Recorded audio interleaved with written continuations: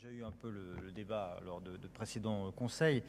Je rappellerai effectivement qu'une des priorités, c'est d'augmenter toujours la qualité des repas qui sont servis. Ça veut dire effectivement le bio, les circuits courts. Ça veut dire aussi sortir progressivement de tous les contenants en plastique. Tout ça est un travail et un chemin.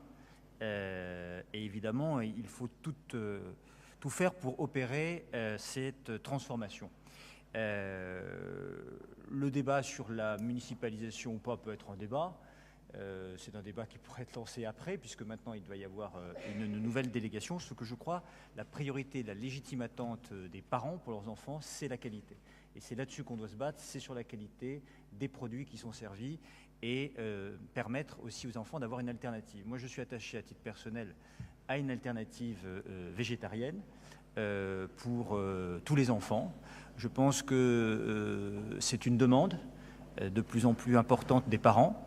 Et c'est aussi la possibilité de régler beaucoup d'exigences ou d'interdits alimentaires sans rentrer dans d'autres débats. Dans le cadre des écoles publiques, dans le cadre de la laïcité, je trouve qu'il est bien d'avoir une alternative, simplement un choix de menu, et donc particulièrement attaché à ce que partout, dans notre pays, au-delà du débat que nous avons pour les enfants du 18e, on puisse avoir une alternative végétarienne pour les enfants. Merci, Monsieur le maire. Oui, j'aurais particulièrement plaisir à autoriser la maire de Paris sur cette délibération de permettre de développer ce plan triennal en lien avec la région Île-de-France. Simplement, j'ai échangé à plusieurs reprises, effectivement, avec des associations, dont Paris-Ancel, et voici les éléments qui m'ont été fournis et que je voudrais mettre ici en débat face à la délibération qui nous est proposée. D'abord, l'objectif du plan vélo, c'est de créer 124 km de pistes cyclables protégées. La maire de Paris dit qu'elle va créer 700 km d'aménagements cyclables, mais elle y inclut les couloirs de bus, les simples bandes cyclables et les doubles sens cyclables, créés automatiquement lors du passage d'une rue à sens unique en zone 30. Entre 2015 et 2018, 459 km ont ainsi été créés par la mise en œuvre des zones 30. Selon l'Observatoire du plan vélo, mis en place par Paris-Ancel, et les chiffres qui m'ont été donnés, voici le bilan des aménagements en site propre réalisés depuis l'adoption du plan vélo. 0 km en 2015, 5,3 km en 2016, 8,6 km en 2017. 12% seulement des pistes en site propre ont été réalisées et 17% ont été définitivement abandonnées. Il reste donc encore 71% à réaliser, alors que 70% de la mandature s'est écoulée. La qualité de certains aménagements est aussi contestée par les cyclistes et notamment par cette association. Donc ma question est très simple, est-ce que les objectifs qui ont été donnés par la maire de Paris en 2014 seront tenus et sont-ils réalisables? Malheureusement, je crains que non. Quels sont donc les éléments qui nous permettent de dire qu'elle va accélérer? Concernant le stationnement, la délibération indique que l'objectif de 10 000 places est en passe d'être atteint, mais là encore, l'Observatoire du plan vélo indique que seulement 4 000 places ont été créées. Qui dit vrai? Parce que l'on peut avoir des chiffres extrêmement précis de la part de la ville et étayés et prouvés. Par ailleurs, j'en profite pour appuyer une idée, c'est que nous avons besoin de développer dans l'intérêt général des hangars à vélo, notamment près des gares et des stations importantes de Paris, mais aussi dans les quartiers. Je pense notamment, par exemple, lorsque vous avez un certain nombre d'habitants qui utilisent des vélos, j'allais dire Vélib, malheureusement, c'est de plus en plus compliqué, mais des vélos personnels, il faut qu'ils puissent, à travers une application, dire qu'ils ont besoin d'un parking, et lorsqu'il y a par exemple 10 habitants dans une même portion de rue qui utilisent un vélo, eh bien automatiquement une place de stationnement pourrait être transformée en gare de 10 vélos.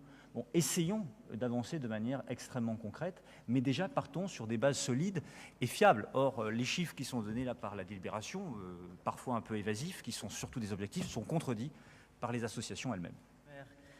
D'abord, vous dire effectivement que les questions orales que nous posons sont utiles, car elles permettent d'aborder des sujets majeurs de notre ville et de notre arrondissement, et qui, sans elles, ne seraient pas évoqués en conseil. Alors, Montmartre, et particulièrement la place du Tertre, sont de hauts lieux de notre patrimoine chargé d'histoire. Notre village Montmartre est une vitrine de Paris et de notre pays. Ce lieu attire des millions de touristes chaque année. C'est le rayonnement de notre capitale et de notre pays. Et en même temps, c'est la qualité de vie de ceux qui y vivent, les habitants, les riverains et bien sûr les artistes, les commerçants, toutes celles et tous ceux qui font Montmartre et la place du Tertre. Alors, je voudrais évoquer dans le cadre de cette question un point de vue. Pour moi, la concertation, c'est d'abord l'écoute. Écouter toutes les parties prenantes, c'est ensuite le dialogue, l'échange démocratique, pour pouvoir prendre une décision dans l'intérêt général. Or, j'ai appris il y a quelques jours qu'une réunion avait été montée à la mairie du 18e, une réunion qu'on peut appeler fermée, puisque l'ensemble des élus n'étaient pas conviés, elle n'était pas ouverte au public et tous les protagonistes n'étaient pas autour de la table. Donc, à ce stade, je vous pose un certain nombre de questions et selon vos réponses, nous verrons ce que nous pouvons faire ensuite au Conseil de Paris. Dans cette réunion fermée, quelles décisions ont été prises pour l'aménagement de ce lieu important et emblématique de notre capitale et de notre village Montmartre? Est-ce que ces décisions prises ont un caractère définitif? Quels aménagements précis sont prévus? La réunion publique, quand aura-t-elle lieu? Et est-ce qu'elle aura vocation à faire partager des décisions qui ont été prises ou aura-t-elle vocation à co-construire la décision? J'ai été alerté par des dizaines, pour ne pas dire des centaines de Montmartrois qui attendent des réponses simples à des questions simples. Et à partir de ces réponses, évidemment, nous pourrons ou pas engager un débat au Conseil de Paris sur ce sujet. Merci beaucoup. Merci, Monsieur le maire. Je crois que Christian Honoré a eu raison de vouloir aller jusqu'au bout du dépôt de cette question. D'abord parce qu'il y a eu une pétition. Il y a une pétition. Il y a eu des appels à la direction de Paris Habitat qui a confirmé la validité de cette pétition. Il faudra peut-être, là aussi, regarder la manière dont les choses se passent entre les bailleurs sociaux, les riverains et la gestion de la ville de Paris et de la mairie du 18e. Très étonné, effectivement, nous aurions pu nous dire que peut-être que la salle du 10e arrondissement serait, pour une raison X ou Y, d'abord déplacée dans le 18e. Ça pouvait être une question. Si on ne l'aborde pas au Conseil de ce soir, personne n'en sait rien et les fameux fake news que vous évoquez peuvent se développer. Ici, nous sommes des élus de la République dans la diversité de nos opinions. Il est normal qu'un sujet aussi important, alors que beaucoup d'habitants appellent, alors qu'il y a une pétition et alors que c'est confirmé par personnel de la direction de Paris Habitat, il est normal que le sujet soit abordé en Conseil du 18e. Donc, vous nous dites très clairement qu'il n'y aura pas de déplacement de la salle du 10e dans le 18e, qu'il n'y aura donc pas de salle de consommation. Ça, c'est clair, c'est net et c'est précis. Deuxièmement, vous évoquez une association Charonne. Moi, je voudrais vous dire une chose assez simple.